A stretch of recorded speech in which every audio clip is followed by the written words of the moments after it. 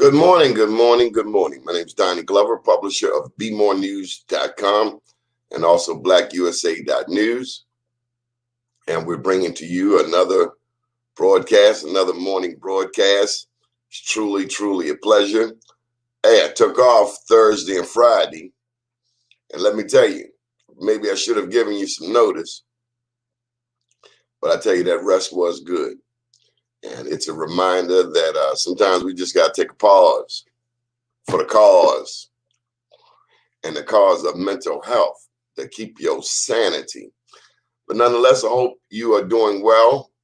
As you probably know, I've been working on this book that's behind me. I Am Black Wall Street. A week from today will be the 100th commemoration. Good morning, Rico. The 100th commemoration since the destruction of Tulsa's Black Wall Street. And two friends of mine called me last night or texted me while the 60 Minutes piece was on about Black Wall Street. And both of my friends were saddened. They did not understand and realize the full magnitude of what happened May 31st. In 15 hours, in a 15-hour time span, 10,000 Black people were displaced. At least 300 were killed. And anywhere from 300 to 600 Black businesses were destroyed, all in 15 hours by a mob of jealous whites. And this book that I have coming out is essentially to summarize our 10 years of giving away these awards and the many, many lessons that we've learned over those 4 years. But I was warmed to have to get these calls last night. We've been telling you. And so here we are a week away. We'll probably have some type of get together May 31st. Lo and behold, that's Memorial Day. And I would imagine, I have to look that up. Was it a holiday when this riot went down 100 years ago? Something celebratory, and the next thing you know, an incident went down. It was misconstrued, miscommunicated. Tried to say the young Black man raped this young white lady. I've heard stories that they were actually dating. But here we are. What's most interesting is not what happened then, but what's happening now. I understand that they have some elected officials out there in Oklahoma who don't get it. There are a lot of people who say that that was my father's generation, that was my grandfather's generation. What does that have to do with me? Maybe nothing. But then again, if you're out here continuing to help redline Black people, discriminate, using your privilege to block people simply because of the color of the skin, then I hope all of your grandchildren are mixed. That'll end racism. What you gonna do if all your grandchildren are mixed? You've been a racist all your life.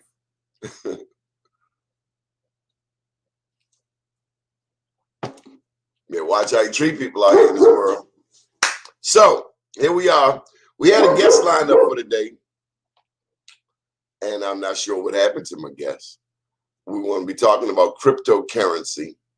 Are any of you into cryptocurrency? Buying Bitcoin? I'm brand new to the game. What's interesting is seeing that some people understand the game very well. Bitcoin, it seems as though this Bitcoin is really embraced by the young people. And then there are others who have no idea whatsoever. So with that in mind, we're going to bring up the cryptocurrency guru, Wasn't sure if you were going to join us today, Kamal. How are you? All right. It's been quite a journey to get here. Had some technical difficulties, but glad I can make it. Well, we're here now. And Kamal, you have a book. Let's start with the book. Sure. The DeFi. And this is, I've been practicing, I've been reading, I've been studying. There's so many terms to stay up with. So help me out. What is DeFi? Yeah, DeFi is short for decentralized finance. So, throughout financial technology, they always want to make things shorter. So financial technology, they compact it into fintech. So they did the same thing with decentralized finance, and they call it DeFi. So those are some terms to kind of keep in mind. But really, DeFi is a little bit of a subsector of blockchain technology as well as cryptocurrencies. And how long have you been following the cryptocurrency, the Bitcoin, since it first started? No, not since it first started. Probably it started in 2009. It came as a result of the credit crisis and, the subprime mortgage crisis, where basically, I would say the inventor saw the issue that the banks created with the subprime mortgage crisis, and that really had a ripple effect throughout the entire banking system that almost brought our banking system down. So the creator of Bitcoin thought that in the true spirit of having a cashless electronic system where people are able to deal in a peer-to-peer fashion. So that's really one of the true spirits of Bitcoin and other cryptocurrencies, is that you're able to take the centralized, trusted third party out of the equation. And what's the benefit of that? Keeping the government out your business? Well, no, not so much that, but it was, once again, the government that we trusted, or sorry, not going to say the government, but the banks that we trusted and relied on to hold our financial system up. They were really had an overall motive of making money before their clients and the people who lost their homes, and some people lost their fortunes. That's what you concluded from the mortgage lending crisis? Well, I mean, there was a lot. Yeah, I mean, I studied a lot of those cases, and outside of a handful of people who actually went to jail, I mean, once again, people lost their homes. I mean, once people lost their savings, but the banks got a bailout, and it was really due to their bad behavior. So this was Obama, right? Well, no, I think it was a lot of it was happening during Bush. So the no income based mortgages, a lot of that was happening during Bush. Obama, it did trickle into Obama's administration, and but he did the bailout is what I'm saying. Yes, you're right. I mean, Bush attempted a bailout, and you're right. Obama did have a more structured bailout. So have the people ever gotten a bailout? I understand he had to jumpstart the economy, right? But what about the people? I mean, I don't think anyone in any appreciable manner got a bailout. No, I mean, we have these latest round of economic stimulus, but that's so far gone. Right? But I mean, back then, 2008, I remember CEOs who had been doing the wrong thing were getting bailouts. Do you remember? Oh, yeah, sure. I mean, a lot of that is due to CEO compensation. And once again, it's part of their compensation packages and how they're paid and what they sign on to do when they come on as CEOs. So, Man, a lot of that is contractual. Somebody should have been waiting on them outside the office, took all that money and give it to the people who needed it. How does a CEO get a bonus when you're firing people, laying people off, people losing their homes? That ain't right. That you're right. There should be more of a balance in CEO compensation compared to other employees in a company. But that's this what was that? country seems to be heavily about protecting the rich. It is, and that's another thing that I kind of touch on in my book about Bitcoin. Bitcoin has been very popular recently, and it's nice to be able to make money on something like this. But at the end of the day, we have no control over Bitcoin, the decisions that are being made by it or from it, and how it actually operates. And no one within Bitcoin really has our best interest at heart. So that's fine if you want to make money in Bitcoin, but let's start to think about creating our own decentralized monetary and economic system. Okay, your picture's a little fuzzy there. I don't know if you know that or not. It was getting better. Let me come off and come right back. How's that sound? Okay, so we're talking with Kamal Hubbard. He's our crypto guru. As a matter of fact, he's got some news he's going to be sharing beginning this Friday. But our goal is to enlighten the community, bring in some expertise that we don't normally have access to.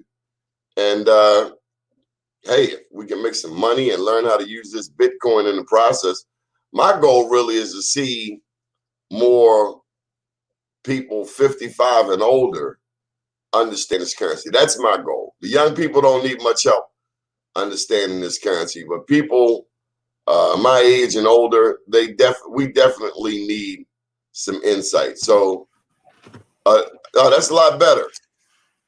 All right, great. Thanks. I just need to make a couple adjustments. Like I said, it's just been pretty interesting this morning with the technology. So,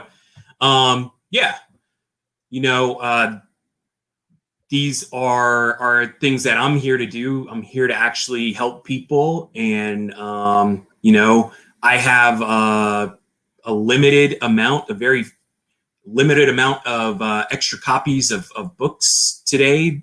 So if people go to my website, KamalRHubbard.com, and go to the contact form and put in either Donnie Glover or BlackUSA.News, in the contact form, I will reach out to you and get you a free copy. There's only limited amounts though. So, but I do want to make this book accessible to some of the folks who may be interested in it. Now I see you done dressed up today, boy. You got your suit on me today. I'm trying to be like you, Donnie. You're a Black Wall Street, so I aspire not only to be like you, but to also make our ancestors proud. And the Tulsa riots, who lost their businesses, lost their homes, lost their livelihood. So I need to do a better job in showing up. So that's what I decided to do today.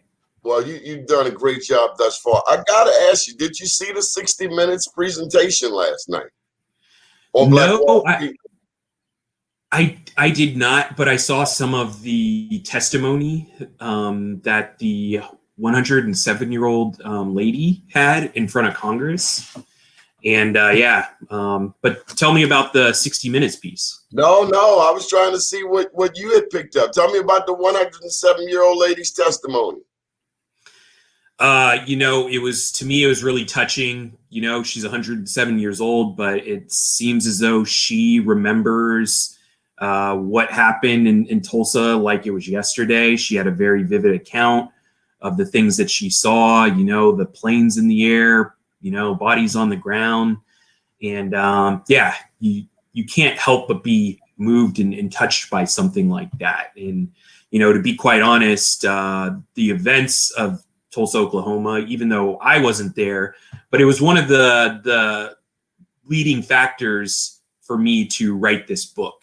I feel that, I feel that blockchain technology allows for us to create a new Black Wall Street, and it's not just local or state or national. It's something that can be a global thing, and once we start it, it really can't, in a lot of ways, can't be destroyed. So just like there's many people out there who would like to kill or destroy Bitcoin, but it doesn't stop. It's going to keep going.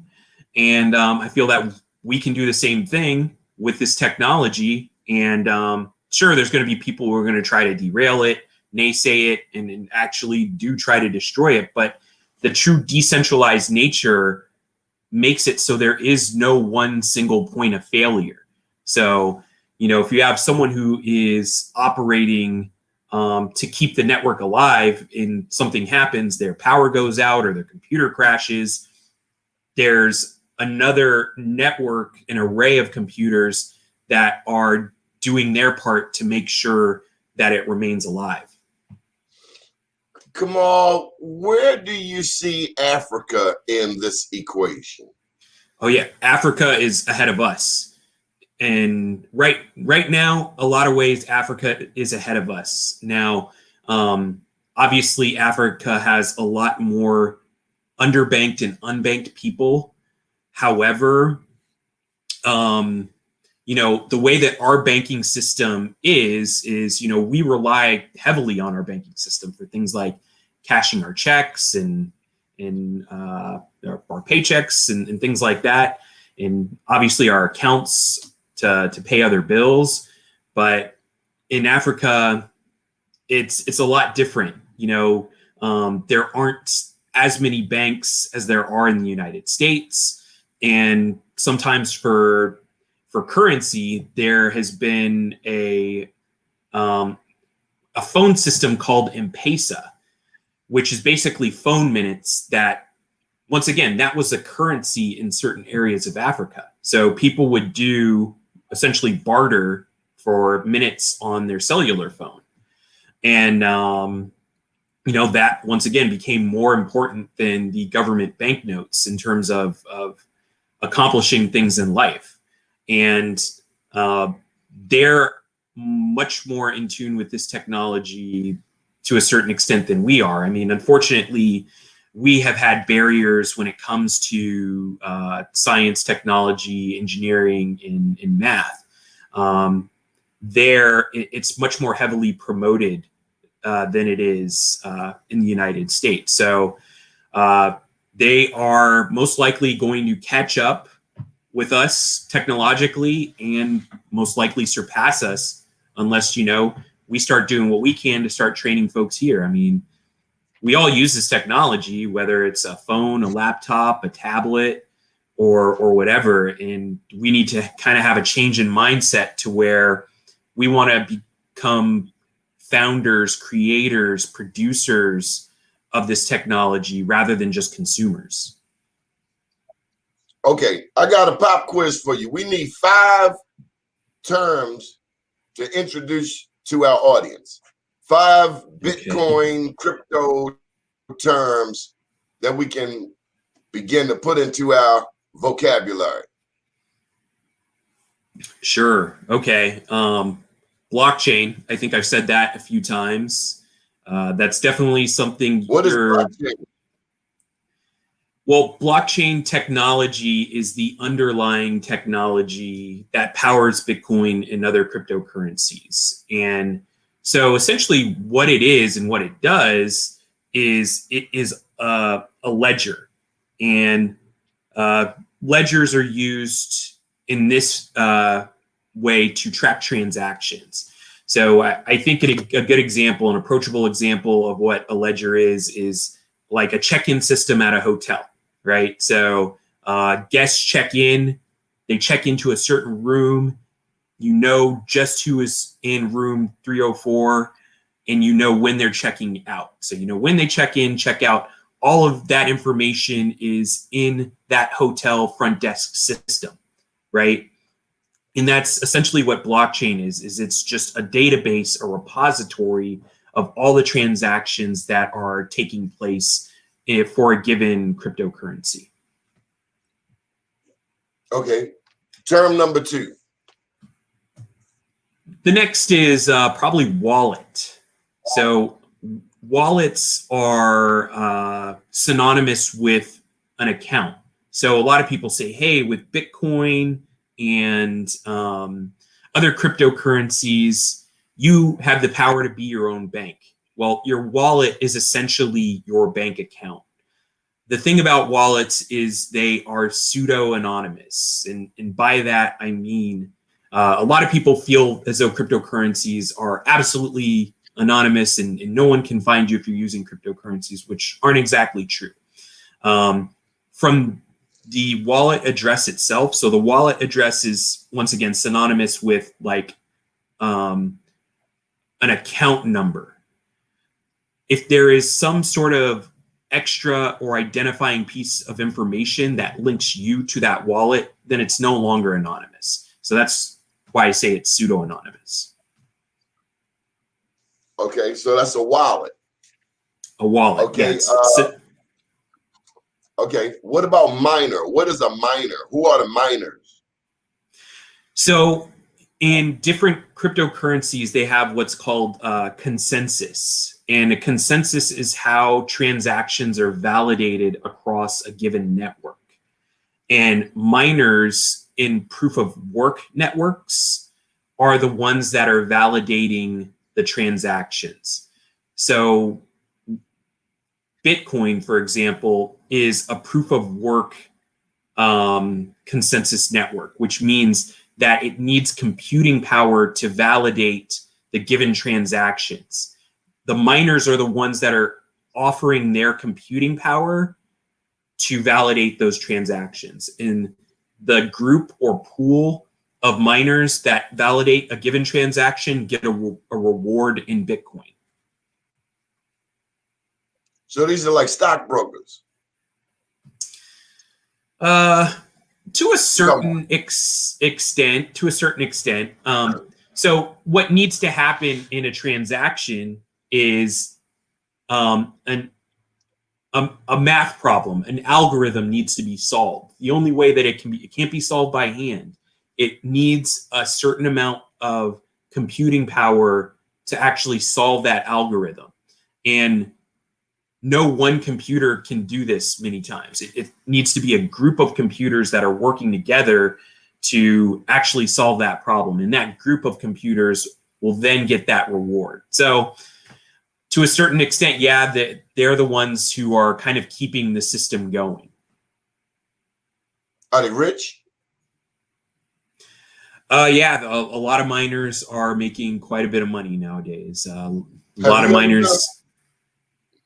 Have you ever been a miner? Are you a miner?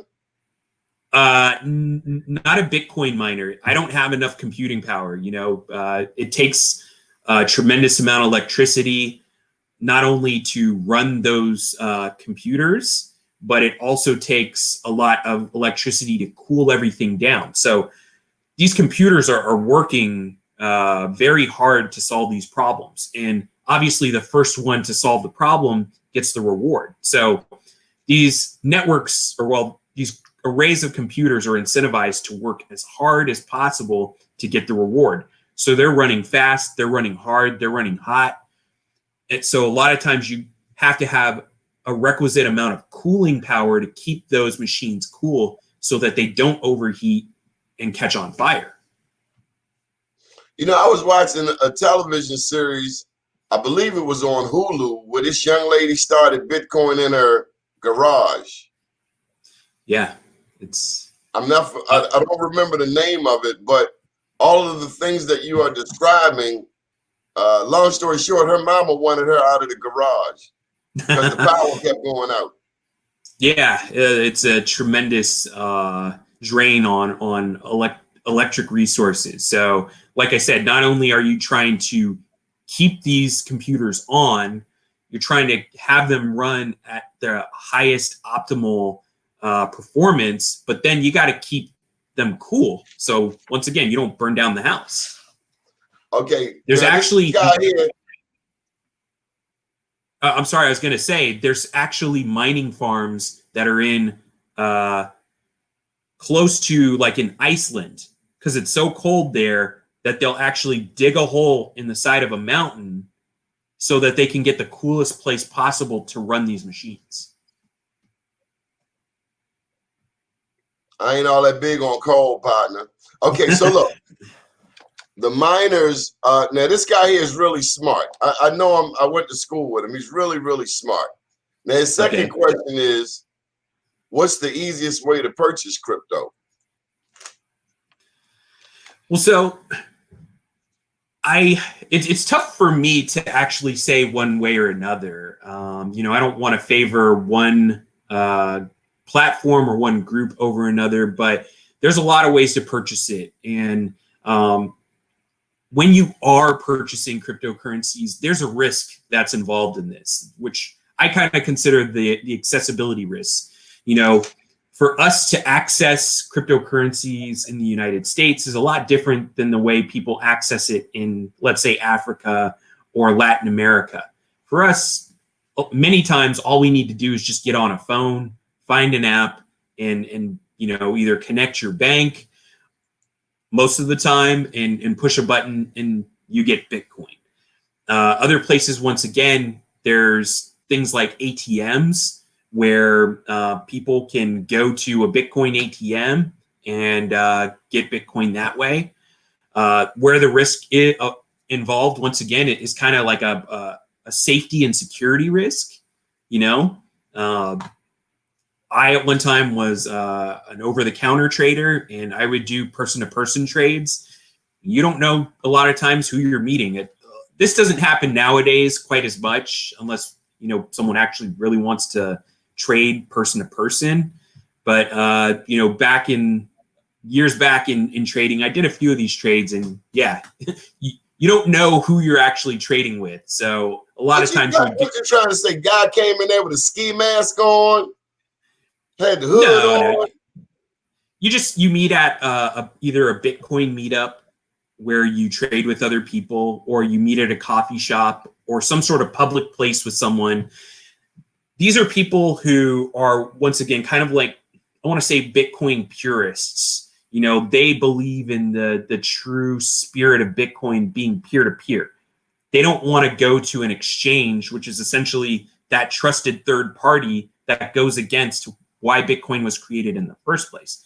They want to have that person-to-person, peer-to-peer interaction that, once again, is in the spirit of cryptocurrencies. Now, I'm going to ask you something that nobody has ever asked you.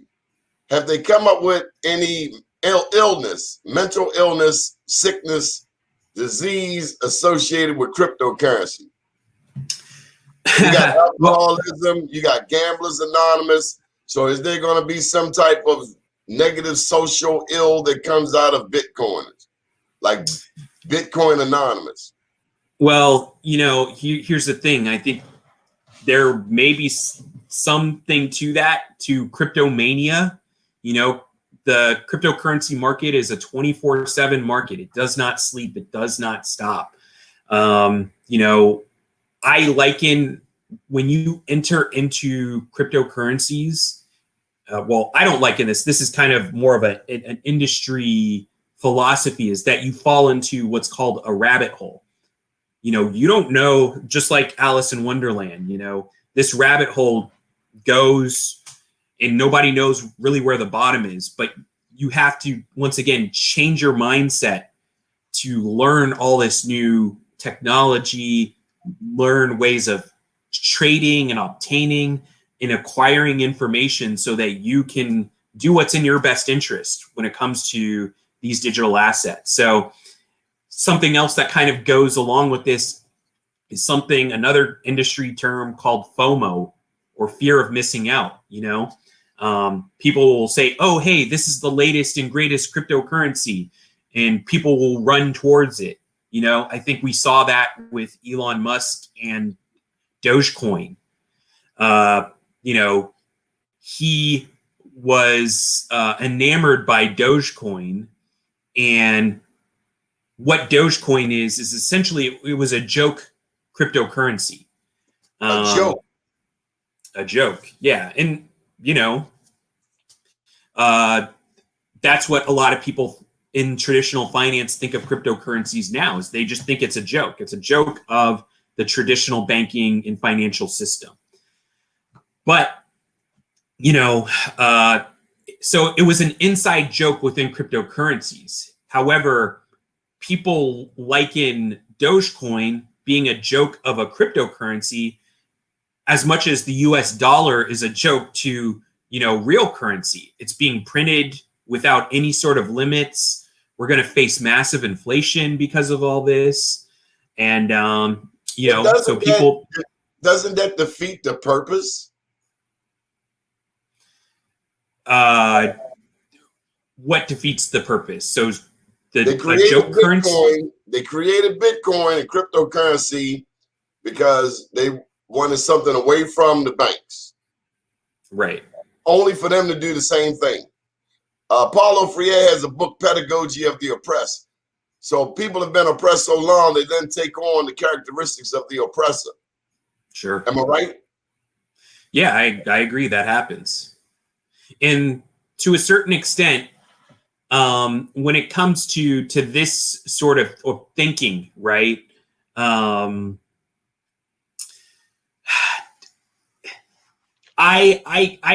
think to a certain extent, having centralized exchanges, now to a limited extent, in certain financial institutions that are now adopting and accepting cryptocurrencies, that in a way defeats the purpose. From an accessibility standpoint, it's great that you're able to onboard new people to crypto.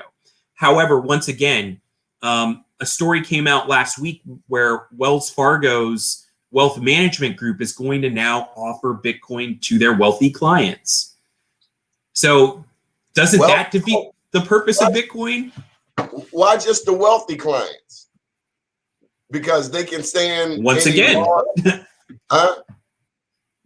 Once again, banks were the ones to have such a negative view of cryptocurrencies. But now they only sell it to their wealthy clients. I mean, so that means they accept it. You don't want to lose your wealthy clients. Well, so here's the thing. This is my personal opinion. I feel as though they always accepted it, but they saw it as a threat to their value proposition. Until they could find a way to control it and create a business line around it, it was a threat. 4 years ago, you could not walk into a Wells Fargo and say, hey, I have a cryptocurrency-based business. Will you please give me a business account?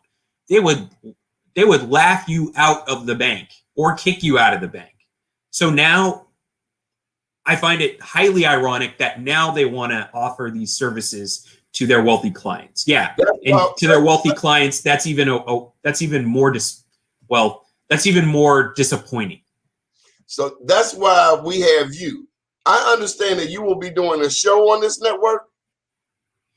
Yeah. I mean, you know, the powers that be, the people in charge have found a way to give me a show on BlackUSA.News, and I'm excited to talk more about these issues on a regular basis and help inform, you know, the people that you're talking about, you know, younger people too, but definitely this generation that might have reluctance or trepidation when it comes to this technology. I definitely want to be the one to kind of help in terms of bridging the gap so that people can feel more comfortable. Now, everyone's different. So some people may want to just go to either the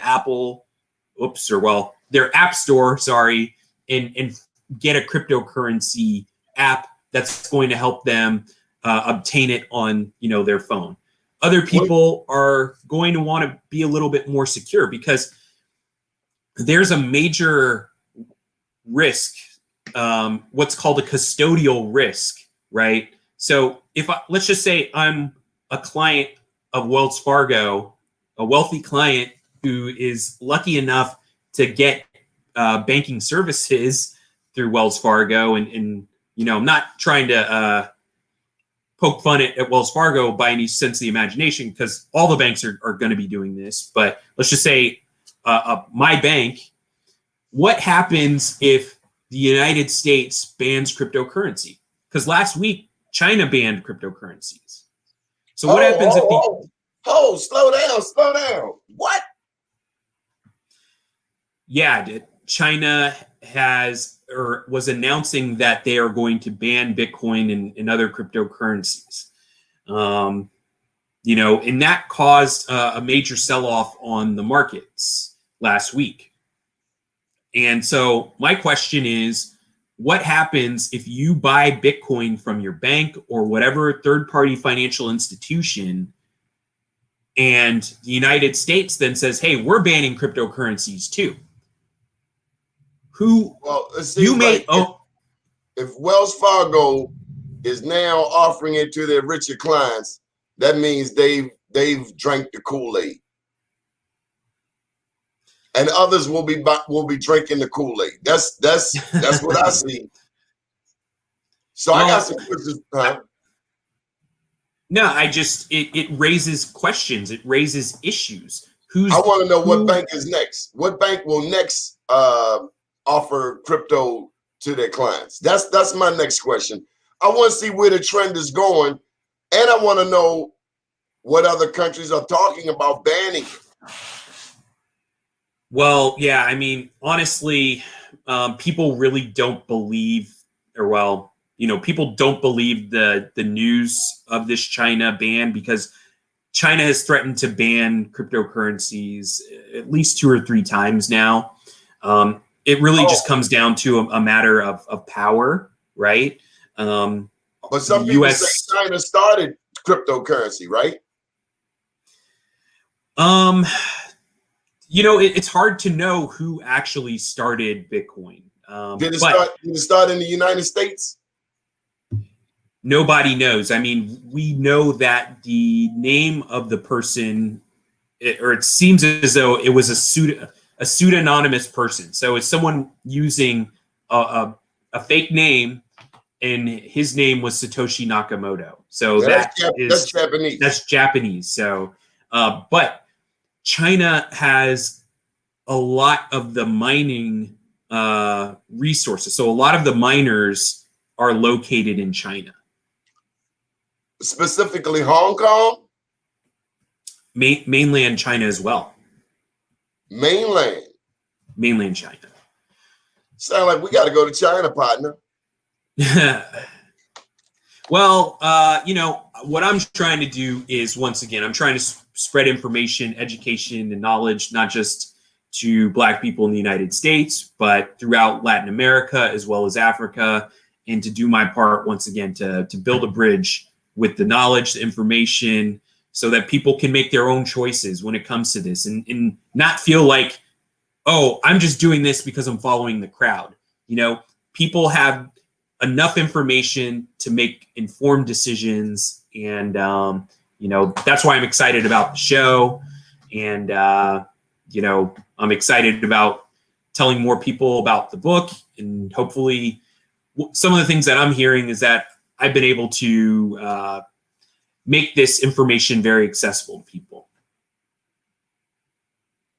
I would hope you will help make it palatable, help translate it for us, so we can sell grandma some Bitcoin. But she got to know what she's buying. Grandma just ain't gonna buy any old thing. We got to explain it to her. That's what we need you for. Right. And so, people say, hey, well, can't I just go to you and you do it for me? And sure, I've done that before, but I think we'll have more power as a collective if everybody learns it and everybody feels comfortable, and they're not passing it off to their grandson or their granddaughter or, the niece or the nephew. That's fine if that's what people want to do, but people have enough information to where they feel comfortable making the best decision for them. Okay, so give us a couple more terms that we can take home and study for homework? Okay, so the next thing is we talked about proof of work when it comes to the Bitcoin network. There are other currencies that use what's called a proof of stake. And once again, this is how consensus is established and how transactions are validated on a given blockchain. Proof of stake is different. Instead of using all of that computing power to verify these transactions, everyone who has a stake in the network, who is helping to propagate the network, typically by offering their computer resources. So like my computer laptop can actually, it has enough computing power to participate in a proof of stake network, in some proof of stake networks, let me say that, some more so than others.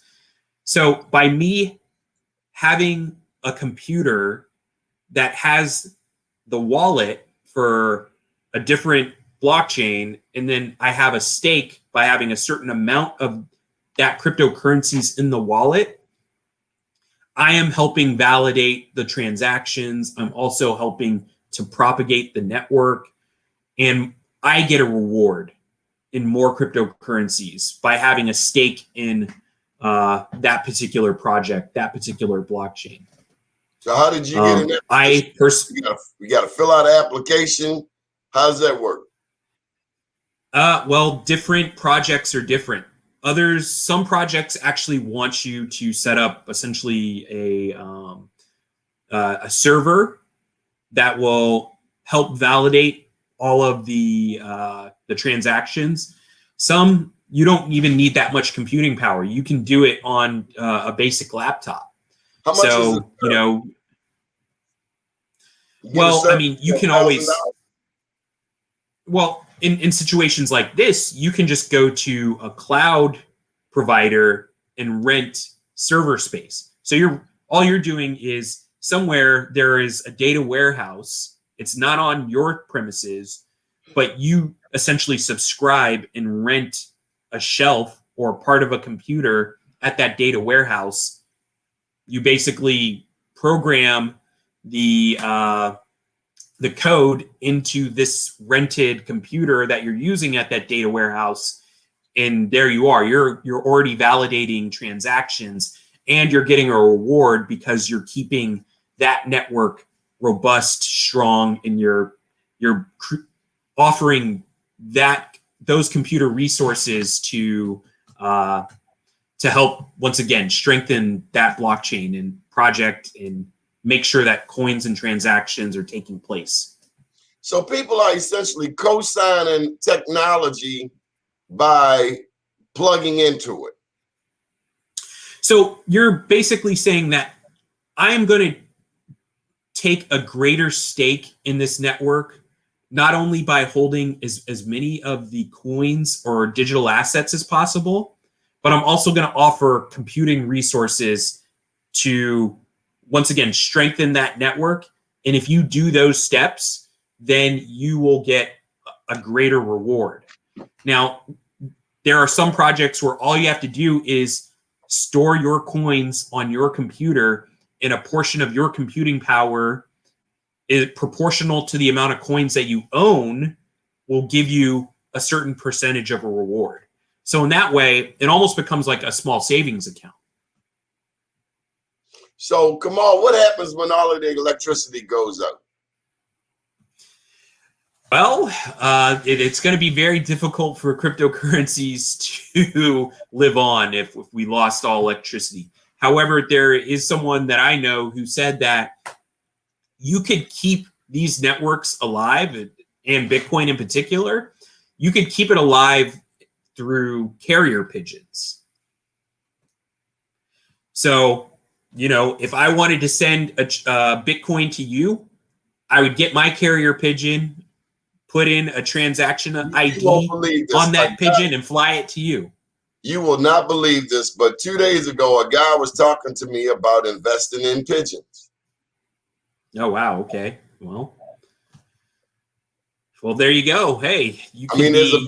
there's a big pigeon coop not far from where I am. A big pigeon coop. You could be a Bitcoin pigeon miner. Wow. This is is that of any interest to you? Hey, we're all learning. Don't let me Yeah. speak. Let me get some of these questions. Brenda Bailey says, well, let me just put up her comment so you can handle it for Okay. yourself. Cash App sell Bitcoins. Yes, Cash App does sell Bitcoin. This is true. You know, I try not to endorse one platform over another per se, because for a couple of reasons. Some platforms are better for certain people's needs and uses than others. And at the end of the day, you know, I don't know who at Cash App is once again is who owns Cash App, who's black. But you know, at the same time, too, that's neither here nor there. If all you want to do is get Bitcoin. Okay. Another thing I'll probably talk about. Well, Go how ahead. else would you buy them? I mean, it's pretty simple when it's right there on your phone, and all you got to do is, you know, boom, boom, boom. So, what other options are there? And how did they end up on my phone? Who thought of that idea? And then what's the next idea coming? These and other questions will be asked at Friday at 7 p.m. East Coast time, 4 p.m. Pacific time with Kamal Hubbard. So look, here's a question for you, and I know you know the answer to this. You talked about it last time. Do you think the altcoin, what's all of that about? Can you explain the question first of all? Did he freeze up? I think he froze up on me. So this is all something to learn about. We're talking with Kamal Hubbard. He should be back in a moment. Bitcoin, getting it on your phone. And then I've heard this word recently, the Ethereum. Ethereum, that sounds serious, don't it? Ethereum. That sounds like a cat got to stay after school and clean the blackboard. Well, anyway, I hope that you've been learning something. Kamal's having some challenges, but he will be on this network Fridays, 7 p.m. East Coast time, 4 p.m. He's out on the West Coast. And we just want to spread some enlightenment. I'm learning. I guess you're learning. You're still there. And okay, here we go. And mind you, it's only 7:30 in the morning out there. So Kamal might. Okay, so Kamal. Yeah. Okay, so let's go to Jackie's question. Now, didn't you mention Ethereum last time? Yes, I did. And so, Jackie, you're on to something. You know, Ethereum is different in a lot of ways than Bitcoin. So the way I like to juxtapose the two is Bitcoin is like email, right? You're sending email messages from different people and they're going back and forth. But instead of email, all you're really doing is sending payments. Now, people will argue because Bitcoin is up for an upgrade or due for an upgrade. But I think if we look at Bitcoin generally, that's what it is. It's sending payments from one party to another or various parties to another. The way to look at Ethereum is looking at it as the World Wide Web. It is a more flexible, modular, decentralized application blockchain. So you can create decentralized applications on it. Decentralized websites, decentralized exchanges, a lot of enterprises. So JP Morgan Chase is doing research on Ethereum. A lot of Fortune 500 companies are looking to build on Ethereum. So Ethereum's value proposition, it's different, right? Bitcoin is the first, right? In a lot of people's minds, it's the first and it's the greatest because it's first. However, Ethereum has the ability to do more.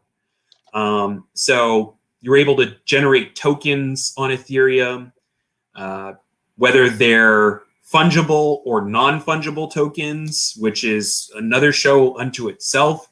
But keep that word in mind. I think you're going back to our vocabulary.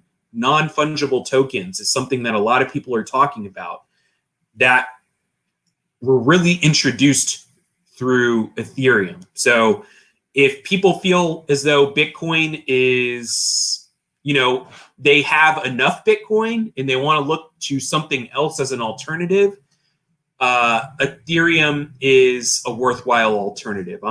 This is not financial, legal, or tax advice, but it's worth looking into, and it's the number 2 cryptocurrency by market capitalization. So yes, Jackie, there is something to Ethereum. It's worth putting some more focus into, especially if you have Bitcoin and you're looking for something different. Wow. I don't even know what to say. Okay. Yeah. What else? What else? You said you described Ethereum as what? Non-what fund? Well, what Ethereum allows for is something called a non-fungible token. So okay. Hold up. Fungible. How do you spell it? Fungible. So it goes into a fungible good, right? What the hell is fungible? Fungibility. Now, this is a greater business and economic term. I'm not an economist, right? There you go. There you go, Jackie. So, like a fungible good is something that you can take to market, right? Now, when we're talking about non-fungible tokens, once again, at the heart of NFTs or non-fungible tokens is it's a one of one. Only one token is created, whereas with Bitcoin, there's millions of Bitcoins. Ethereum, there's millions of Ethereum tokens. And you can create tokens on Ethereum. You can create billions of a Donnie token if you wanted to on Ethereum. If I wanted to create the Donnie Glover token, I could do that, and I could create millions or billions of them, or I could create one token. There's only one Donnie, right? So there should only be one Donnie Glover token. And that one of one is a non-fungible token. Wow. You could do a 2 of 2 if you wanted to. You want 2 people to have your token, a 3 of 3. But that's essentially, it's for collectors, right? It's creating real scarcity for a value to collectors once again. And the person who essentially has digital rights to that token has a digital ownership in that token. Okay, Kevin Setzer is asking about XRP.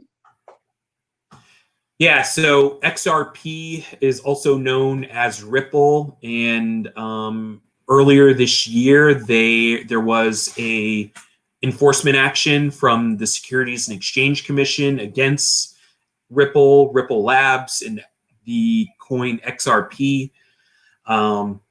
What really XRP is, a good way of looking at XRP is it is the bank's digital currency. So it's the one that is most supported by banks. It's the one that most banks want to see in operation. And granted, the Securities and Exchange is looking at it, well, hey, it's not a cryptocurrency. It's not a commodity. It's actually a security of this company called Ripple Labs. So the people who own Ripple, the Securities and Exchange Commission is making an argument that it may possibly be an equity ownership stake in Ripple Labs. Ripple Labs obviously is arguing against that, and this enforcement action has been in court for the last few months, which arguably has kept the price low on XRP Ripple. So I'm seeing a whole new world of banking laws, lawyers.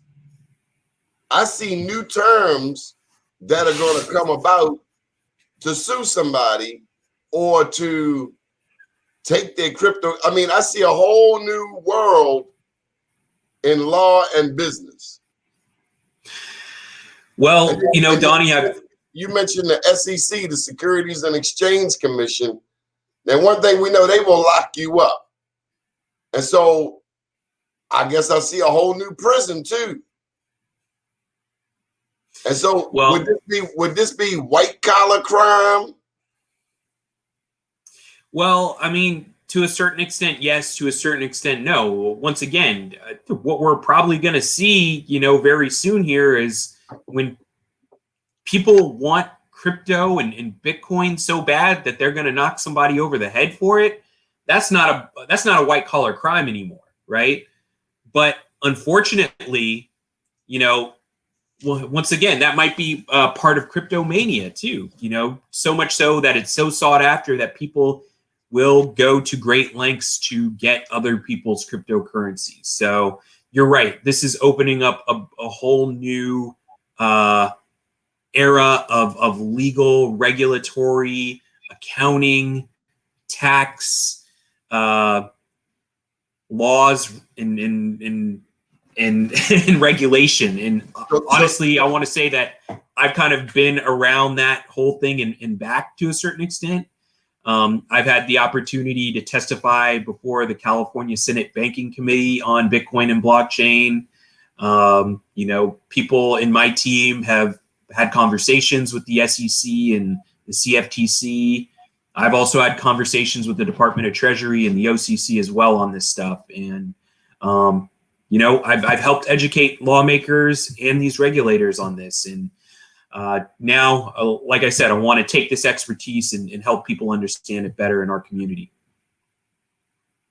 That's it? You don't want to make money off of it? You know, I have a great 9-to-5 job. I like what I do. And, you know, I would, so that's the thing, you know, I would prefer that we have a stable, equitable, monetary and economic system so that we're not in the state that we're in now, where we're facing a racial wealth gap that has a possibility of really doing great harm against us in the next couple decades. I would forfeit me being a millionaire or a billionaire. Obviously, I gotta make a living, and like I said, I'm fine making a living doing a 9-to-5. But in my spare time, I definitely want to do what I can to give back and help folks, because I've done the full-time crypto thing, and you know, it's interesting, it's fun, but you know, this is where I have offered my services and expertise, but at the same time, there's always opportunities that come my way too. So I'm blessed for that reason. But honestly, over the last year writing this book, it feels like this may just be my purpose. So I want to keep going down this road and help as many as I can along the way. I hear you saying you like to make a lot of money, but you like things in decency and in order. And if being super rich means that somebody's going to be super poor, then you'd rather just teach. Yeah. I'm okay being a poor righteous teacher. You know, if that's what it means so that we can have a little bit more, once again, a financial system that treats us with dignity, and we're able to act with dignity within that system and work with each other. Hey, that's the price I'm willing to pay, because, you know, when you're rich, it's like, hey, you're isolated, right? And hey, it would be great to have all this Bitcoin, but then if you can't see other people who are doing well along with you, to a certain extent, what's the point? I mean, I think that's kind of an age-old story, right? Okay, you got a book you want to plug before we close out for today's shows? DeFi for the Diaspora. Tell us about your book. Yeah, so my book is DeFi for the Diaspora. It goes into, what happened on Black Wall Street, what also happened when we did have our first black bank, the Freedmen's Bank in the United States. They stole the damn money. Yeah, well, people could read about that in depth, but yeah, that's basically what happened, unfortunately. But how we can, once again, I want to provide this information to people so that they can, it's a foundation for them to feel more comfortable in making these sort of decisions for themselves. And you can go to my website at DeFi for the Diaspora, or no, I'm sorry, my website is KamalRHubbard.com. Once again, I have a few extra books that I want to send out to some people in your audience. So go to my website, go to the contact form, and either put in BlackUSA.News or Donnie Glover in the contact form. Send it to me, and if you're a winner, we'll announce it on my first show this Friday, and we'll announce the winners then, and we'll go from there. Otherwise, feel free to go to my website and pick up the book there. Good deal. Kamal, thank you for educating us, enlightening us bright and early on a Monday morning. Live from Austin. We appreciate you. Thanks so much, Donnie. Everyone out there, have a great day. Have a great week. We'll be back at 7 p.m. tonight with Town Hall with Chappie. My name's Donnie Glover, and thank you for joining us. Thanks again, Kamal. You're the best. Hey, thank you, Donnie. Thanks for being patient with me and my technical difficulties and all that. I do understand.